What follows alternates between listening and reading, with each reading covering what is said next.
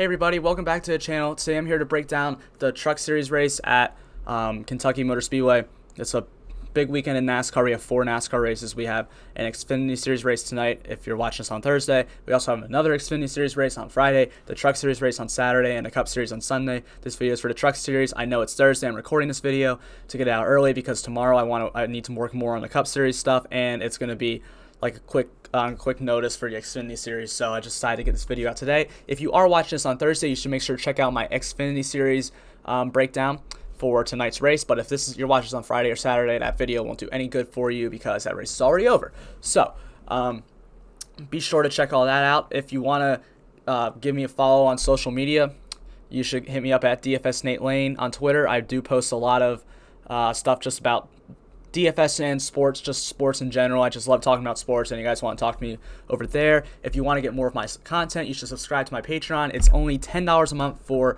going to get the cheat sheets for all 3 NASCAR series, Cup, Xfinity, and Trucks, as well as my projections and an article for every single race, my cash core for my tiers, and you'll be able, and my GPP exposures for every single race. So all that comes with that. Only $10 a month. It's really, really cheap per race. So I think it's very worth that. It will help you guys out a ton. Hopefully it's helped me out a good bit this year. Hopefully it'll help you guys out some more.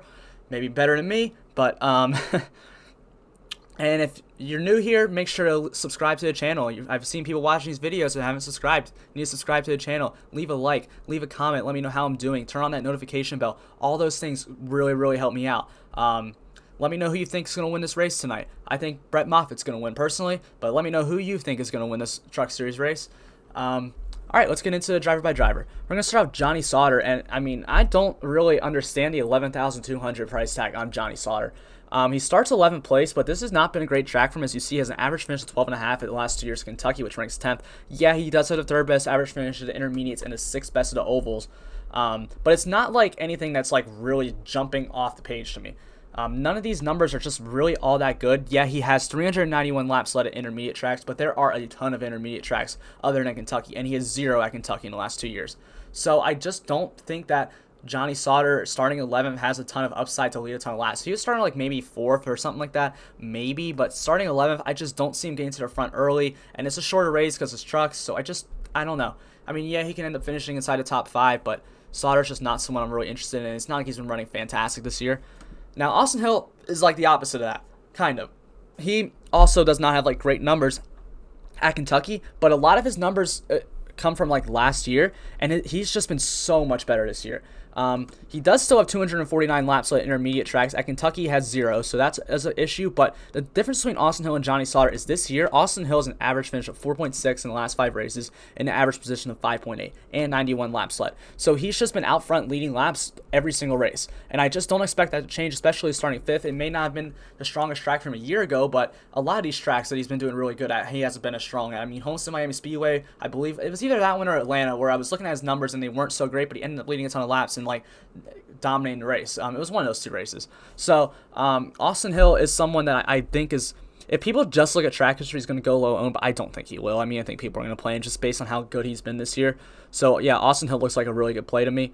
Brett Moffitt is I literally just said my pick to win. He starts on the pole. 10,500 is a little pricey, but I think it's worth it. Yeah, he, again, 12.5 average finish at Kentucky is not the best in the world, but he does have the 5th best at intermediates and the 5th best at large ovals, and he does have the 3rd best average position at Kentucky. So maybe his finishes haven't looked so great, but when he's been running in the race, he's been driving up towards the front for most of the race. So it's just maybe had some bad luck in his races here, and he does have the best average position at both the intermediate tracks and the large ovals. So he is shown to have the ability to get up into the front. 35 laps led at Kentucky over the last 2 years and 348 laps led at intermediate tracks. Very, very good numbers for Brett Moffitt. I really like him this race. There's been, he hasn't been like super fast to start the year or anything, but an 8.75 average finish in the last 5 races and a 9.75 average position in the last 5 races looks good. The laps led haven't been there, but now he is starting on the pole, so I think there is a ton of upside for him to get out front and lead the early portion of this race. Up next, we have Todd Gilliland starting 9th at 10,200.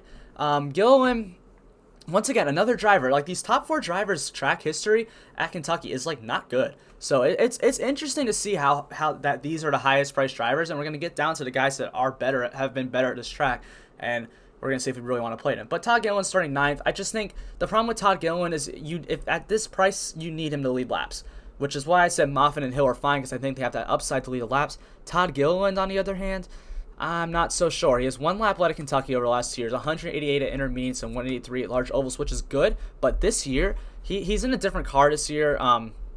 Driving for, I believe Front Row Motorsports, something like that. It's just not, the truck's not as good. He has an average finish of 5.25 in his last 5 and an average position of 9.2, but he has 0 laps led. I don't think he's led a lap all year, to be honest, maybe outside Daytona. So I just don't, I don't think that Todd Gilliland has the upside to lead a ton of laps. I'd rather bet on guys like Moffitt and Hill to lead more laps, and even we're going to get into Chandler Smith in a second.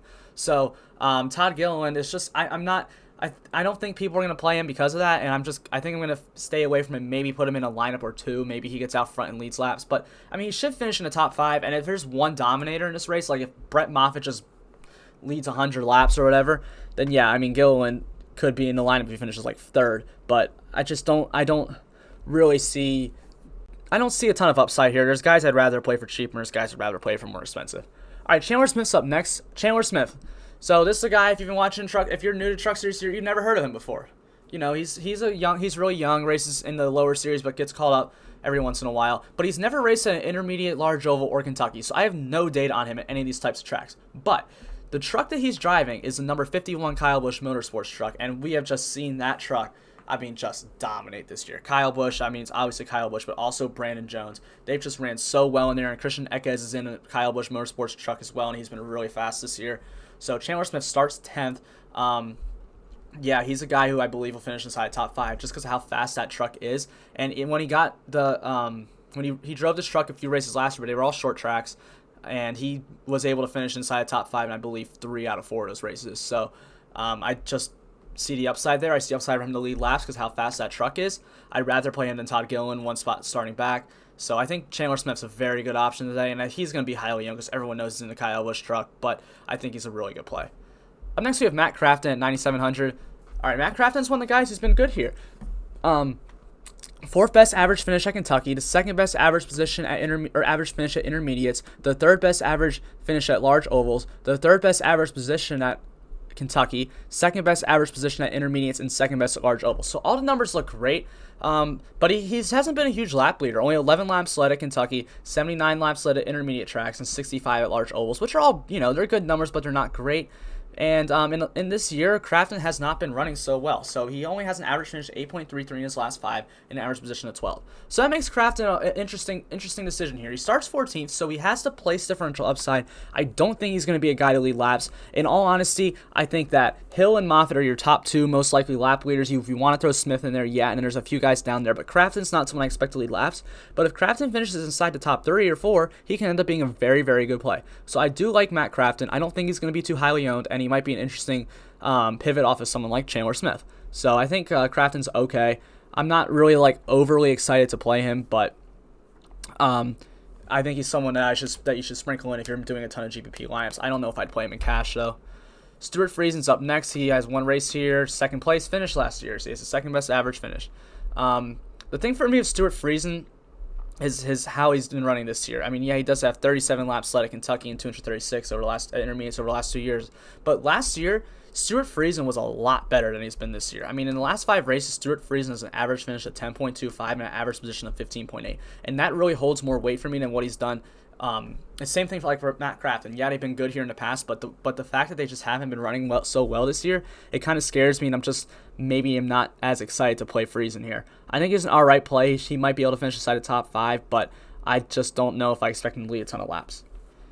Up next, we have Parker Koigum at 9,400, coming off the last race at Pocono, where he was just absolute chalk city after being way too cheap, starting 37th like he is here. I think he was starting 40th that race, actually, and now he's starting 37th. I'm really not going to look at his past history at these type of tracks because it's like a one-car team, and there's not a lot to go back on. But in his 1 race that he did run, he finished 15th, and he had an average position of 19th. If Parker Kligerman can get up inside the top 15 again at 9,400, he's going to be a great play again. Now, is that going to happen? I don't know about that. I don't know about finishing 15th, but he should get into like 20th to 25th place. And for a cash play, it's really good. For a GPP play, though, I'm not so excited about it. If he was in the 8K range, it might be a little different. But 9,400 for Parker Kligerman starting 37th, it's okay. I mean, I just don't. I think the upside's very limited. And like when I'm playing tournaments, I like to find a ton of upside. And yeah, I guess Parker Kligerman could get another top 15, but it's just not something I really want to bank a ton of money on today. Next we have Spencer Davis, who continues to be overpriced at 9,200, starting 31st. Yeah, he had an 8th place finish at Kentucky last year, but once again, I'm really going more based a lot of these truck drivers based on how they've been running this year. Average finish is 17.25 and average position is 17.75. That's a lot to bank on, and to be honest, most of his I really expect him to finish more in the 20s. And if I'm playing Kligerman or Davis, I'm playing Kligerman over him every day. There's 6 spots back, and I mean, I think Kligerman could finish higher than Davis. They're both okay plays. I'm not going to tell you not to play them, and they're okay cash plays. I just don't think that Parker Kligerman, and Spencer Davis just have as much upside as someone like Tyler Ankrum, who we're about to get into. But you may, depending on how you're building your lines, you're going to want to sprinkle in some guys that start in the back. And if you're starting guys in the back that maybe are down here, okay, that's fine. But if you're playing guys that are like starting more towards the front down here and you want to go in the back from up here, that might be the way to go. If you're going to play someone like Grant Enfinger, 7,800, who we'll get into in a little bit, who's still underpriced. So I think those guys are fine. It just depends on how you're doing your lineup construction, because if you're starting a ton of guys from the back already, I wouldn't play those guys. But if you're going to play guys in this range that we're about to start getting into, then maybe you do go with someone like a Davis or a Kligerman and like a Zane Smith and a Grant Enfinger. So it's going to come down to how you're building your lineups for me. I'll probably have both of Kligerman and Davis, but they're just not like lock plays for me in GPPs. In cash, I think they are good plays, especially Kligerman. I don't know if Davis is good for cash, but Kligerman's a great cash play. Up next, we have Tyler Ankrum at 9,000. Now, Tyler Ankrum won this race last year. It's his only race in the Truck Series, and his only race he's ran at Kentucky in the Truck Series. So that's my data for him. He has an average finish of 1 in the Truck Series at Kentucky. So that's pretty good. Obviously, he also has the best average position. In that race last year, he led 40 laps. But that's, like, he only has 52 laps at intermediates, 52 at large ovals. So, like, that 40 of those laps are for both of those. So if you can see that this was almost like, I don't know if you want to call it a one-hit wonder, but I just don't know. I don't expect him to do it again. I mean, maybe he's just really good at Kentucky. He starts third. He could get up front and lead the laps early if he gets around Moffitt. I'm not saying it's totally out of the realm of possibility. It's just I would rather bank on someone like Brett Moffitt or who's the guy starts on Zane Smith for leading those early laps. But I mean, maybe Tyler Ankrum is just really, really good here, and he's someone you want to play, and I totally get it. He's got an average finish of 10 coming in this race, and average position of 13.2, which is okay. I mean, it's just not great, and starting third, it's just he has to lead laps, because unless he literally hangs around like third or second the whole race. But I just don't expect that to happen, to be honest. He may be a guy to sprinkle in here and there, but to be completely honest, I'm not really too high on Ankrum here. I just don't expect him to repeat that magic from last year at Kentucky. But maybe he does, and I'll get screwed, and everyone else will pick him, and I'll lose money. But I would just rather bet on the guys who have had more races at these types of tracks and have shown more consistency at the other types of tracks versus Ankrum, who's really out of all these types of tracks, not just Kentucky, but the intermediates and large ovals, he's really only had one great race at them. So, and that was this race last year. Up next, we have Ben Rhodes starting 6th at 8,700. Rhodes has a win here as well 2 years ago. He's the other winner in the last 2 years. He has an average finish of 10th at Kentucky, which ranks 6th. An average 8th best average finish at intermediate tracks, 7th at large ovals. He has the 2nd best average position at Kentucky, the 4th best at the intermediates, and the 4th best at the ovals. See, now this one is bigger sample size. We've seen Rhodes do better here. 38 laps led at Kentucky over the last years, and 114 at intermediates, and 96 at large ovals. So I think Ben Rhodes, has more. There's a better possibility he really leads a ton of laps. He starts 6th. It's not like the most optimal position there, but he can get up inside the top 5. We've seen him run well here in the past, obviously, if a win. I think Rhodes is a fine play. He's not someone I'm going to lock in, but I mean, I'm going to play a little bit of all 4 of these drivers. Probably, and you include Crete and Enfinger in my lineups. Like, I think those are just guys you're going to have to play. One of those guys will end up in the optimal, and I think Rhodes is as good a chance of any of them to do it. Christian Ekiz starts 4th. He's never raced here in the Truck Series, but he has 10th best average finish at intermediates and the 10th best at large ovals, 6th best average position at intermediates, and 13th at large ovals. Ekiz is like, there at Pocono, I think he would have won that race if he didn't wreck out. That was a shame, man. I mean, I had a lineup that was I was taking down a tournament with Ekiz when he wrecked out, so that was unfortunate. But Christian Ekiz has 75 laps led to intermediates and 18 at large ovals, and Ekiz has ran a lot less races than all of these guys. So that's been very impressive for me, and I think he's a driver who, once again, can get up front and lead laps. I mean, he's a very talented driver in a Kyle Busch Motorsports truck. In the last 5 races, he has an average finish of 12 and an average position of 10.6. They're solid numbers, nothing special, but starting 4th, I would not be surprised to see him get out front and lead some laps. He's a guy I very much like at this track, this type of track as well. So I think Ekiz is a good play. He's in the best truck in the field outside of Chandler Smith. I mean, they're teammates. They're the 2 best trucks, and you throw in Lassard. All those KBM trucks are the best trucks in the field. So I think Ekiz is a good play. I think people will play him, but I'm not fading away from Christian Ekiz. So Zane Smith starts 2nd, and he's 8,400.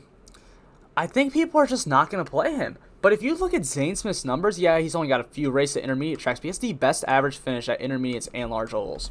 So Zane Smith has had success in these tracks. He only has 20 laps led the intermediates and 20 at the large ovals, so that is a little bit more scary. In the last 5 races, though, Zane Smith has an average finish of 7th and an average position of 11th. But Zane Smith started 8,400. He's not 10K, so he doesn't have to lead laps. He just can't really fall back a lot. But if Zane Smith finishes inside the top 5, that might end up being good enough. And he's got lap upside. I mean, there's definitely possibility he gets around. I'm pretty sure his teammate Brett Moffitt for the early lead. I would not be surprised to see that happen. He's been very fast this year. He's looked very talented. So I think Zane Smith is once again a good play here. Up next, we have Clay Greenfield at 8,200, starting 33rd. I'm going to say it again, as I always say, don't play Clay Greenfield. He's too expensive at 33rd. In his last 5 races, he's an average finish of 29.25. So, yeah, you're not getting anything out of that. Sheldon Crete, okay, yeah, another guy that has bad history here, but let's just look at this year. Sheldon Crete coming in as 39 laps led in the last 5 races, an average finish of 9th and average position of 9th and an average finish of 10.4. So Sheldon Crete is someone that I do think has the potential to get out front and lead some laps. I mean, he's not in the prime starting position for it, but every week I feel like I bet against Sheldon Crete and he always proves me wrong. I think he's starting to become a good driver. He led a bunch of laps at Pocono. He could have won that race. Who passed him at the end to win? Brandon Jones passed him on the last lap to win. So I mean, Brandon Jones is a Xfinity Series driver who probably should win that race if he's in the best truck, which he did. So, but yeah, Creed's been running pretty well this year, and I mean, I'm not saying he's going to be a dominator or anything, but he has the upside too, and I would play him in some lineups. So I'm playing a GBP. Grant Enfinger continues to be too cheap. I don't know why DraftKings hates him. He is always too cheap. Enfinger's a better driver than Crete. He's been better than Smith. He's been better than Ekiz. He's been better than Rhodes. He's been better than Ankrum. So why is he 7,800 or 8,000? No, 7,800. He's cheaper than all those guys. It makes 0 sense. 3rd best average finish at Kentucky, 4th best at intermediates, and 2nd best at large ovals. 8th best average position at Kentucky, 3rd best at intermediates, and 3rd best at large ovals. So he's run absolutely great here. He starts 7th. There's a little bit of place differential upside there. He can lead some laps. He's got 22 laps led at Kentucky over the last 2 years, 258 intermediates, and 209 at large ovals. And in the last 5 races, Enfinger's an average finish of 10.25 and an average position of 10.75, which includes a win. I think Enfinger is again, it's just a great play. He's just too cheap. He's just simply way too cheap to be someone not to want to play. I mean, he's got some place differential upside. Some of these guys don't, like Zane Smith, Ekiz, Ankrum. They don't have the place differential to get there. Enfinger does. He gets 5 place differential points. He finishes 2nd place. So Enfinger's a good option here. I don't know why he's so cheap. I think people will realize it too. Rafael Lassard never raced in the Truck Series here, and I think this is a guy that people are gonna be scared to play because he always finds a way to wreck out or anything. But he starts 13th, and I mean, I always somehow find a way to play a little bit of Lassard just because I know his truck is so fast. It's almost like Herbst in the Xfinity Series. I know he's in a good car. So I mean, it's just. You just have to find ways to play him, I think. I mean, I think eventually he's going to have a really, really good run. He's averaging about where he's starting at these types of tracks. In the last 5 races, he has an average finish of 15th and an average position of 13.75. So, I mean, it's not like a great play, and definitely don't play him in cash. Definitely don't play him in a lot of lineups. But if you want to sprinkle Rafael Lassard, because I know he has the upside in him to finish up in the top 5. Ryan Truex, all these stats are with a different truck than he's running right now. He's raced 1 race in the Truck Series this year where he finished inside the top 20. I'm just not too high on Truex. Just doesn't have a lot of upside to me. Brennan Poole, though. Brennan Poole's burnt some people, burnt me included, in the Truck Series this year. That's happened for sure, and I don't like it. And I know people are probably not going to want to go back to it, but he starts 32nd. He has an average finish of 15th at Kentucky. He has an average position of 9 at Kentucky. He has good numbers all around. And coming into this race, he has an average finish of 17.33 and an average position of 20.25. So you're basically getting, like you expect Kligerman, Davis, and Brennan Poole to finish in like the same exact area this race. And Brennan Poole is $2,000 cheaper. So why? I don't understand. Either I don't get why those guys are so expensive or the other guys are so cheap. Or Brennan Poole's too cheap. It's one or the other. I don't get it. So, I mean, if you want to play these cheap guys from the back, I think Brennan Poole's probably just the way to go just because he is cheaper by $2,000 than Kligerman and Davis. But, yeah, Brennan Poole, good play. He's going to be popular probably. But I'm going to play Brennan Poole a good bit. Derek Kraus starting 17th at 7,300. He's going to be low owned. He doesn't have a lot of place to move up. He hasn't raced here in a Truck Series before. 18th best average finish at intermediates and 14th best at large ovals. In the last 5 races, Derek Kraus has an average finish of 14th and an average position of 14.2. I think he's a good low-owned possible pivot off of Brennan Poole, just because I think he can get inside the top, sneak inside the top 10 and have a great day for a 7,300 driver. I'm going to play some Derek Kraus. I'm going to play him in cash. Jordan Anderson starting 28th at 7,200. I mean, I'm just not too high on this guy. Just never really ever seemed to finish too well. This season especially, average finish of 26.5 and average position of 23.75. Just doesn't seem there's a lot of place to go up for him. Up next, we have Ty Majeski starting 16th. Majeski's quietly had a really good year. At the intermediate tracks, has an average finish. There's 12th best average finish and the 17th best at large ovals. In the last 5 races, Ty Majeski has an average finish of 12.75 and an average position of 14.25. So another driver like Derek Kraus, who I think could find a way to sneak up into the top 10. These are the kind of guys I'm going to want to play just a little bit of. Tanner Gray is another one, starting 21st at 6,800. Just, might find his way up inside to the top 10 maybe. I don't know if top 10s is the upside is there for him as much, but 12.6 average finish, 16.8 average position. I think Kraus, Majeski, and Gray are going to be like low-owned drivers that are going to find a way to be into that optimal lineup, and I want all of that. Austin Wayne Self, he starts in 27th. I think he does have some upside here to get inside the top 20, which will be fine, but I would rather play Gray, Majeski, or Kraus. I think they have more of top 10 upside. Although he did finish 10th last year at Kentucky. Chase Purdy starting 19th at 6,500 isn't a good truck. He's raced either 1 or 2 races this year, finished 21st. Yeah, 1 race, so he has an average finish of 21st and average position of 20th. I just don't think there's a ton of room for him to go up. Dawson Cram starting 39th, 6,300 in his 1 race this year.